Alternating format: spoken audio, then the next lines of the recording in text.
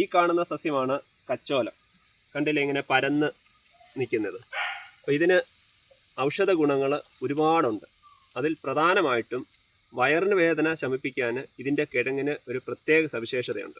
ഇതിൻ്റെ കിഴങ്ങ് നന്നായിട്ട് ചതച്ചിട്ട് അതിൻ്റെ നീരെടുത്ത് നമ്മൾ വയറിന് വേദന ഉള്ളവർ കഴിക്കുകയാണെങ്കിൽ പെട്ടെന്ന് തന്നെ വയറിന് വേദന ശമിച്ചു കിട്ടും. രണ്ടാമത്തെ ഗുണമെന്ന് പറയുന്നത് ആസ്മയ്ക്കും കഫത്തിനും എതിരായിട്ട് ഇതിനെ നന്നായിട്ട് ഉപയോഗിക്കാൻ സാധിക്കും എന്നുള്ളതാണ്. അതായത് ഇതിൻ്റെ കിഴങ്ങ് ഉണങ്ങി പൊടിച്ചത് തേനിൽ ചേർത്ത് കഴിക്കുകയാണെങ്കിൽ നമുക്ക് ആസ്മയും അതേപോലെ കഫവും ശമിപ്പിക്കും.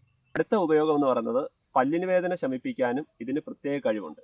ഇതിൻ്റെ കിഴങ്ങ് ചതച്ചതിന് ശേഷം അതിൻ്റെ ആ ഭാഗം നമുക്ക് പല്ലിന് വേദനയുള്ള ഭാഗത്ത് വെക്കുകയാണെങ്കിൽ തന്നെ പെട്ടെന്ന് തന്നെ നമുക്ക് പല്ലിന് വേദന ശമിച്ച് കിട്ടും. അതുപോലെ തന്നെ തലവേദന ഉള്ളപ്പോൾ നമുക്ക് ഇതിൻ്റെ കിഴങ്ങ് ചതച്ച് അത് തലവേദനയുള്ള ഭാഗങ്ങളിൽ അത് തേച്ച് പിടിപ്പിക്കുകയാണെങ്കിൽ പെട്ടെന്ന് തന്നെ നമുക്ക് തലവേദനയും ശമിച്ച് കിട്ടും. കുട്ടികൾക്ക് വിരശല്യമുള്ളപ്പോൾ ഇതിൻ്റെ കിഴങ്ങ് അരച്ച് അതിൻ്റെ ആ നീര് കൊടുക്കുകയാണെങ്കിൽ വിരശല്യം കുറയുന്നതായിട്ടും കാണപ്പെടുന്നു.